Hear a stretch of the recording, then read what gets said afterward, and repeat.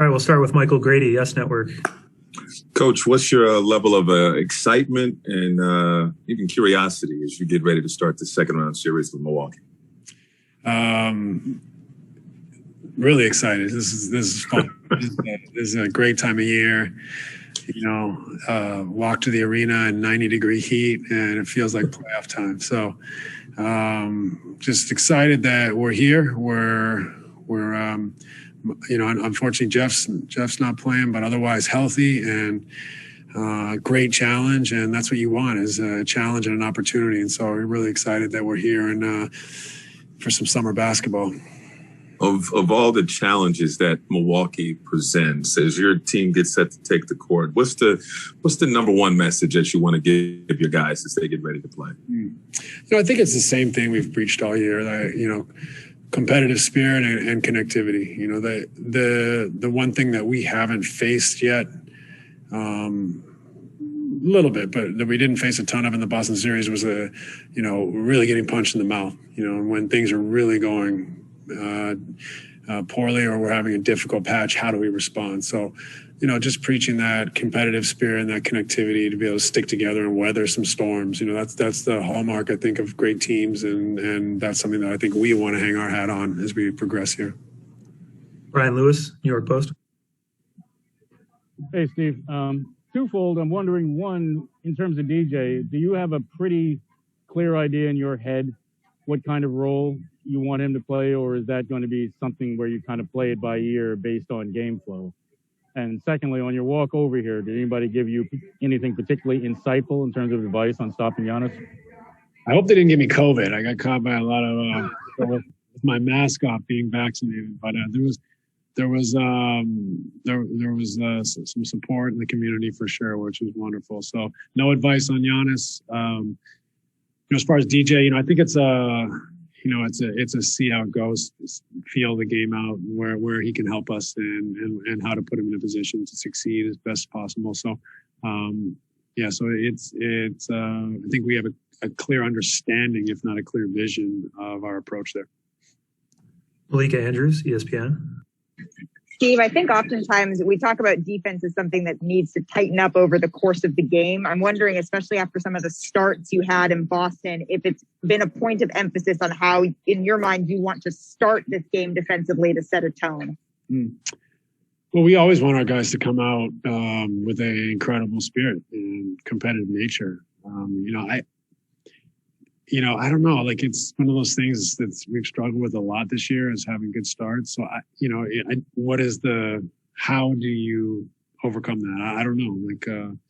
So you could try a bunch of things, and that could only distract you further from, maybe it's a journey that our team's on to get more of an understanding and cohesion. I'm not sure what it is. So, but if we come out with the right frame of mind, the right mentality, you give yourself a chance. And that's what I want our guys to have.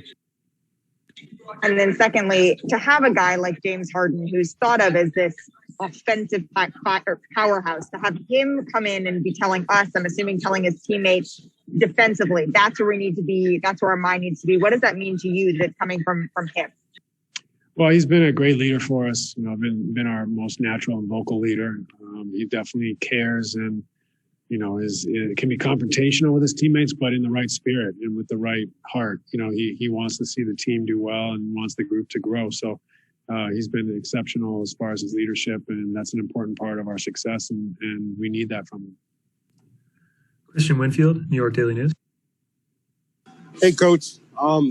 Bruce said earlier that DJ has kind of been dominating in the Stay Ready group and in practice.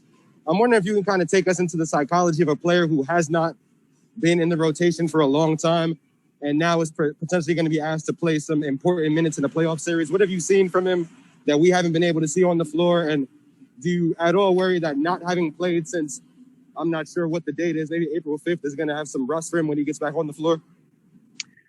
It is a tough position for him to be in. We've asked a lot of him to stay ready, to do his fitness, his conditioning, to play in the Stay Ready group, to be a great kind of spiritual leader on the sidelines, being that he's one of the vets on our team and one of the bigger personalities on our team. So we've asked him to really do a job for this team even when he's not playing.